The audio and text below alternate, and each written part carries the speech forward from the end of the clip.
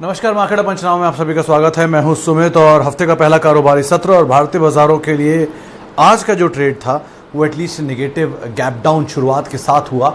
हालांकि lower level से market ने रिकवरी दिखाई, लेकिन सेकंड हाफ तक आते आते बाजार दिन के निचले स्तरों पर, एक हफ्ते के निचले स्तरों पर आप कह सकते हैं बंद होते हुए दिखाई पड़े। 11 हफ्ते के बाद निफ्टी में आज सबसे बड़ी गिरावट आते हुए दिखाई पड़ी। मिड कैप स्मॉल कैप में 6 दिनों की रिकॉर्ड तेजी जो लगातार बनी हुई थी, वहां पे आज थोड़ा ब्रेक लगा और मेजरली आज आईटी और एफएमसीजी शेयरों पर दबाव था। बैंकिंग, मेटल, ऑटो शेयरों में बिकवाली थी। रियल्टी, फार्मा, पीएसयू ये कुछ ऐसे शेयर थे जो कि आज हल्की तेजी के साथ कामकाज कर रहे थे और आज जोरदार तेजी थी ब्रोकरेज शेयरों में, रेटिंग एजेंसीज में, प्लेटफॉर्म्स में, शुगर में। ये कुछ ऐसे नाम थे जो कि आज तेजी के साथ कामकाज करते हुए दिखाई पड़े थे। निफ्टी के करीब 42 शेयरों में गिरावट थी, सेंसेक्स के 27 शेयर में गिरावट थी और निफ्टी बैंक के सभी 12 के 12 शेयर जो है वो आज दबाव के साथ ही कामकाज करते हुए दिखाई पड़ रहे थे। तो मेजरली मार्केट्स के अंदर आज गैप डाउन शुरुआत और बाजार ने कुछ हद तक संभाला शुरुआती फर्स्ट हाफ में, लेकिन सेकेंड हाफ तक आते आते वहाँ पर वापस प्रेशर बनता हुआ दिखाई पड़ा और खास सपोर्ट मार्केट में देखने को नहीं मिला। चलिए अब सवाल जो आपका सिलसिला शुरू करते हैं। सबसे पहला सवाल एस्ट्राजेनेका पे विभा जी का। विभा जी, मतलब किस भाव पे खरीदारी डिपेंड करता है उसके ऊपर, क्योंकि एस्ट्राजेनेका वैसे तो कंपनी बुरी नहीं है, अच्छी कंपनी है, मल्टीनेशनल है, अच्छा डिविडेंड भी अभी मिलता ही है इसमें।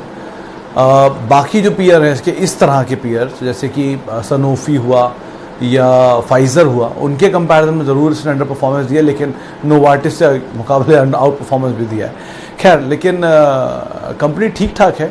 आप एग्जिस्टिंग पोजीशन में तो बनी रहिएगा, लेकिन नई खरीदारी इसकी बजाय आप सनोफी या फाइज़र जैसी कंपनी को करिए जहाँ पर डिविडेंड बहुत अच्छा मिल जाता है, या मर्क जैसी कंपनीज के ऊपर आप ट्राई कर सकते हैं, वो भी अच्छी कंपनी है, वहाँ पर भी आप पैसा बना सकती हैं।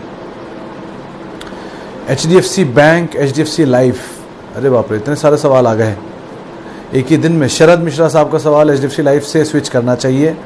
राजेश जी का सवाल है HDFC bank, HDFC life after result for long term. Sanjay Vyas ji का सवाल है HDFC बैंक और नीचे श्यामलाल लूडी जी का भी सवाल है HDFC बैंक।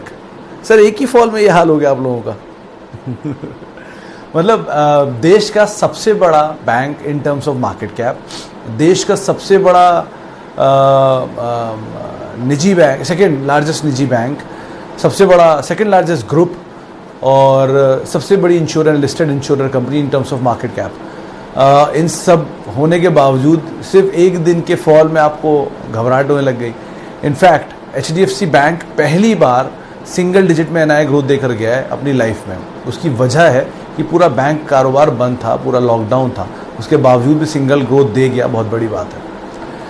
और अगर मौके मिलते भी हैं, मैं कहता हूँ कि चलिए बैंक यहाँ से आधा भी हो जाए तो भी आपके लिए लॉन्ग टर्म में तो अच्छा मौका ही बना के दे रहा है ना।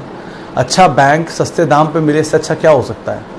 तो आपको तो मतलब आराम से इसको एक्यूमुलेट करना चाहिए और एक दिन के फॉल में आप घबरा गए। ब्रोकरेज हाउस आज भी 2000 की टारगेट दे रहे हैं, मॉर्गन स्टैनली था, JP मॉर्गन था, किसी का था, और बाकियों का भी 1800 की टारगेट है, किसी ने डाउनग्रेड भी नहीं किया। नीचे के रिएक्शन रहते हैं हर चीज़ के, ऐसे तो इवेंट का वेट किया जाता है, कभी ऐसे इवेंट आए बाजार में गिरावट और नीचे माल आप बढ़िया से लें। इस तरह के बैंक, इस तरह की इंश्योरेंस कंपनीज में SIP करिए और आराम से SIP में शेयर लेते चलिए, वही सबसे अच्छी रणनीति है। घबराएं मत एक दिन एक क्वार्टर के नंबर्स में। अभी भी डिस्पाइट एक क्वार्टर के नंबर खराब भी आए हैं, तब भी इनकी एसेट क्वालिटी सबसे बेहतर है। 0.5% के आसपास के NPA और 150% की प्रोविजनिंग, यानी कि आप ये मानिए कि 100 रुपये में से सिर्फ 50 पैसे के लोन जो इनको नहीं मिलेंगे और उन 50 पैसे के लोन के ऊपर ये आगे 150 रुपये और बचा के रखते हैं ताकि कभी ऐसी सिचुएशन है तो हम हैंडल कर लें। तो ऐसी सिचुएशन जो बैंक इतना कंजर्वेटिव काम करेगा उसके साथ क्या रिस्क है, आराम से बनिए इसके अंदर। अच्छा, Cochin shipyard, Exide industries, Infibeam. Sir Cochin shipyard के इसमें सरकारी है, न्यूज़ फ्लो पे चलने वाला स्टॉक है मोमेंटम में।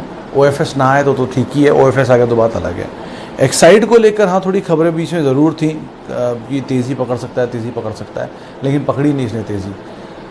लेकिन ब्रोकर्स के बीच में कुछ बज़ है इसमें तेज़ी को लेकर, तो इसमें आप बने रह सकते हैं। और तीसरा नाम है इन्फीबीम।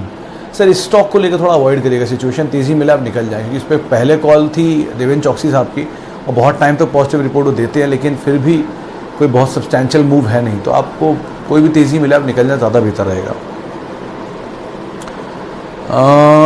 एफएल इंडिया को समीर जी आप लॉन्ग टर्म के लिए अगर चाह रहे हैं तो ले सकते हैं।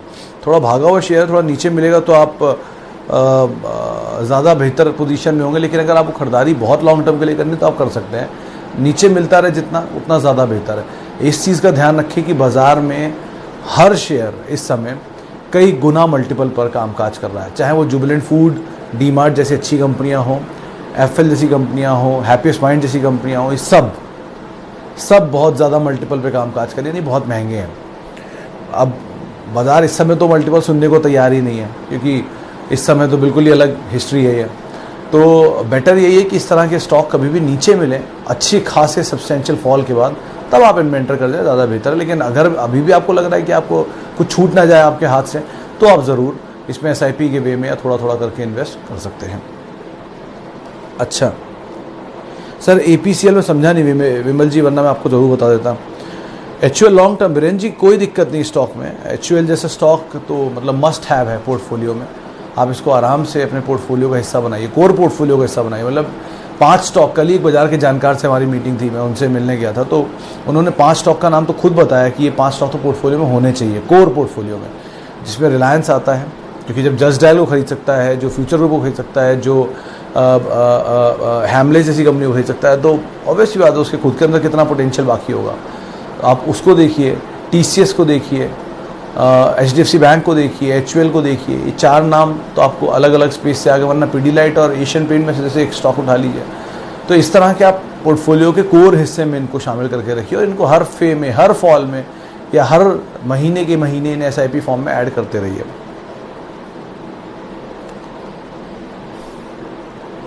अमन अग्रवाल साहब, अतुल लिमिटेड में कोई प्रॉब्लम नहीं है, बहुत बढ़िया कंपनी है, बहुत भागा शेयर ज़रूर है, 2000-3000 रुपये की रेंज में लास्ट टाइम होता था, उसके बाद भाग के तो ये 5000 की रेंज में पहुंच चुका है। अच्छी कंपनी है, पार्ट्स में आप ज़रूर खरीदारी कर सकते हैं। इसमें लाल भाई ग्रुप की कंपनी है, अरविंद लाल भाई ग्रुप की, और केमिकल में स्पेशलिटी सोडा ऐश वगैरह में इनका बड़ा कामकाज है। प्लस ऑब्वियसली आप कभी पढ़िएगा तो ये खजूर के भी सबसे बड़े मैन्युफैक्चरर है इंडिया के, डेट्स जिसे हम कहते हैं।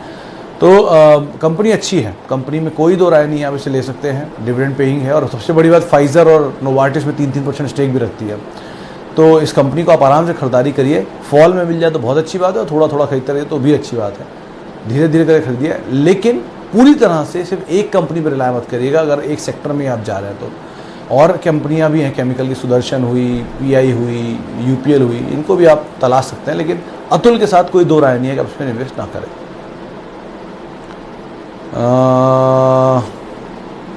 आगे बढ़ते हैं और सवाल है कोफोर्ज टाटा एलेक्सी। अमित जी, इतनी बड़ी तेज़ी के बाद आप कोफोर्ज और टाटा एलेक्सी में घबरा रहे हैं।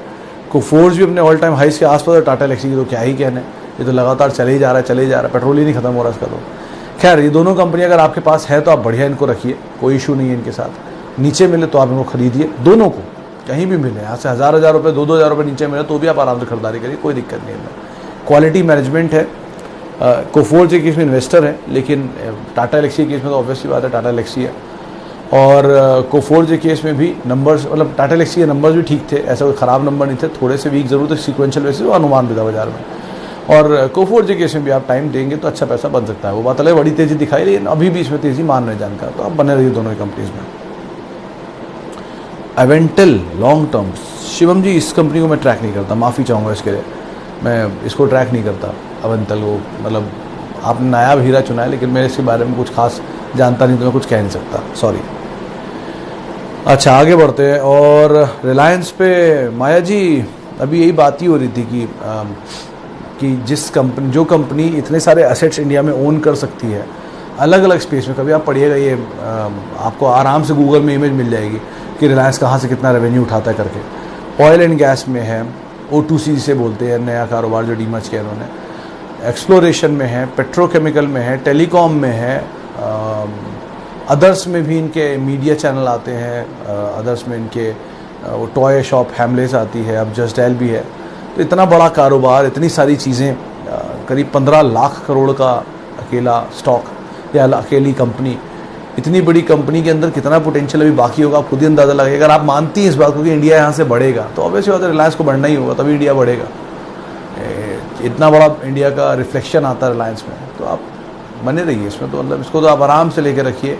रिलायंस के थ्रू नहीं ले सकते तो पीपी के थ्रू लीजिए, पार्टली पेड के थ्रू लीजिए, लेकिन लेके आपको रखना चाहिए रिलायंस। अदानी इंटरप्राइजेज पर राकेश जी, वो आज आपने खबर देखी होगी, फाइनेंस मिनिस्ट्री में एक सवाल के जवाब में उन्होंने बात बोली है कि अदानी ग्रुप के शेयरों की कुछ जांच चल रही है, ये सेंटिमेंट बिगाड़ गया इस पूरे ग्रुप का। जब थोड़ा ज़्यादा सेंसिटिव मटेरियल आ जाए किसी भी स्टॉक में तो आप अवॉइड ही करिए, ज़्यादा बेहतर है। बहुत सारे बाज़ार में शेयर हैं 6 शेयरों के अलावा, तो उनमें आप चले जाइए, और अगर थोड़ा नीचे कहीं मिल जाए तो आप कॉल लीजिएगा उस समय पर, या थोड़ा मामला रफा दफा हो, सिचुएशन ईज आउट हो, ये शेयर बैलेंस हो जाए अपनी वैल्यू के हिसाब से, तो आप इसमें ज़रूर एंटर कर सकते हैं। BSC राहुल जी, 1300 रुपये अगर मैं गलत नहीं हूँ तो शेयर पहुँच गया है, 890 पे आपकी खरीदारी है। आप प्रॉफिट तो अच्छा खासा इसमें बना रहे हैं, फ़िलहाल तो बने रहिए, कुछ मत करिए, ना नया खरीदिए ना पुराना बेचिए, फ़िलहाल बने रहिए। तेज़ी मिलती रहती है अगर ऐसे ही 1400-1500 के आसपास, तो आप थोड़ा सा प्रॉफिट निकाल लीजिए या थोड़ी कॉस्ट निकाल लीजिए, प्रॉफिट को छोड़ दीजिए, और जो प्रॉफिट के शेयर हों उनको आप फिर छोड़ ही दीजिए।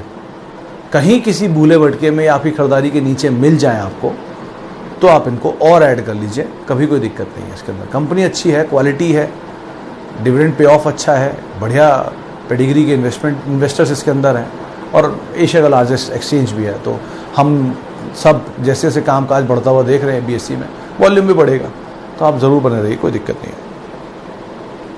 HDFC लाइफ में बातचीत कर चुके हैं, लेकिन हैरत की बात यह कि HDFC लाइफ और HDFC बैंक एक ही दिन में इतने सारे सवाल आ गए इसके ऊपर। खैर, ईडलवाइज पे विमल जी, अभी तो बढ़िया तेज़ी देखने को मिली है। ऑब्वियसली बात है, ये ब्रोकरेज हाउसेज में एंजल के नंबर और 5 पैसा के नंबर का एक इम्पैक्ट देखने को मिला। 150 रुपये लास्ट जो मैंने देखा था आंकड़ा वो था, लेकिन आप बड़ी तेज़ी देख चुके हैं, थोड़ा बहुत और बने रह सकते हैं। जैसे जैसे सिचुएशन थोड़ा नंबर से करीब आए, आप कॉल अकॉर्डिंगली यहाँ पर लीजिएगा, फिलहाल तो आप बने रहिए।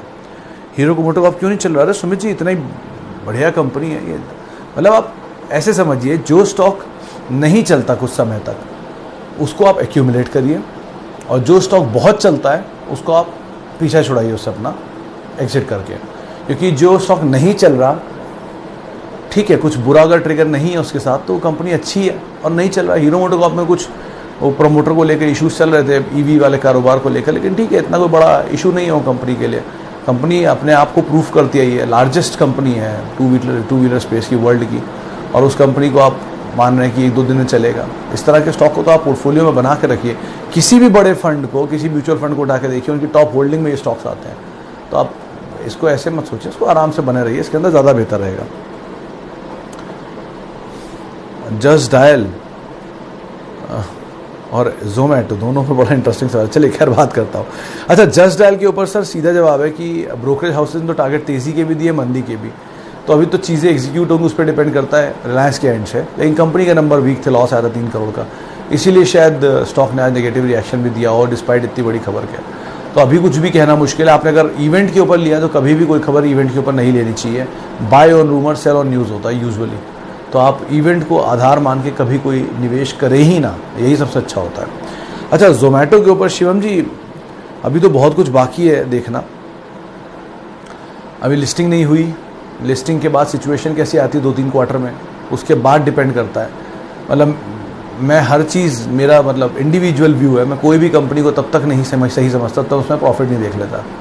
रेयर केसेस होते हैं इस कंपनी में प्रॉफिट के बिना काम किया जाए, तो मैं थोड़ा कंजर्वेटिव एक बार को हो सकता हूँ, गलत भी हो सकता हूँ, लेकिन मेरा इंडिविजुअल व्यू यही है कि जब तक कंपनी में नंबर्स ना दिखाई पड़े, प्रॉफिट में ना आ जाएं, डिविडेंड ना मिले, तब तक उस कंपनी के साथ जुड़े रहना एडवाइसेबल नहीं है। बहुत कुछ है बाज़ार में, 7000 कंपनियाँ, किसी में भी चले आइए, अकेला जोमेटो ही थोड़ा ना बाजार चला रहा है, तो आप उनमें से किसी कंपनी को देख सकते हैं। सुशांत साहब, EV से रिलेटेड अगर कंपनी आप देखना चाह रहे हैं तो टाटा पावर एक अच्छा नाम है, ग्रीव्स कॉटन एक अच्छा नाम है, जिनको आप देख सकते हैं। वैसे ज़्यादा बेटर टाटा पावर है, और बाकी जितनी भी कंपनीज हैं इनके जब तक कारोबार का, अतुल ऑटो का शायद है EV में कारोबार, नहीं JBF ऑटो का कारोबार है, but having said that Tata power is the best option as of now. तो आप पहले उसको तलाशिए। टाटा ग्रुप की है, ट्रस्टवर्दी है, पुरानी कंपनी है, और बहुत बढ़िया कामकाज है, ना केवल EV बल्कि बाकी कारोबार भी बहुत अच्छा है इनका, तो आप उसमें जाइए, सेफ है। सर, अक्ष ऑप्टिफाइबर के इसमें बहुत दुख हुआ था कभी, खेमका साहब इस शेयर में, इनके मैनेजमेंट से मैं कई बार मिला हूँ, लेकिन कई इश्यूज़ थे जिसकी वजह से शेयर टूटा था।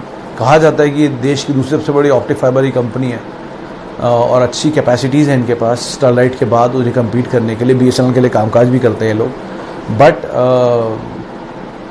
ये तेज़ी में मतलब जब बुल रन होता है और जब छोटे मझौले शेयर ही भागते हैं तब ये शेयर ज़्यादा चलने लगता है। तो थोड़ा कंजर्वेटिव व्यू रखिएगा अपना और बहुत संभल के ट्रेड करिएगा। पिछली बार इसने बहुत लोगों को बहुत परेशान किया, बहुत फंसाया, बहुत नुकसान भी करवाया, तो बड़ा ध्यान से ट्रेड करके निकलिएगा यहाँ से।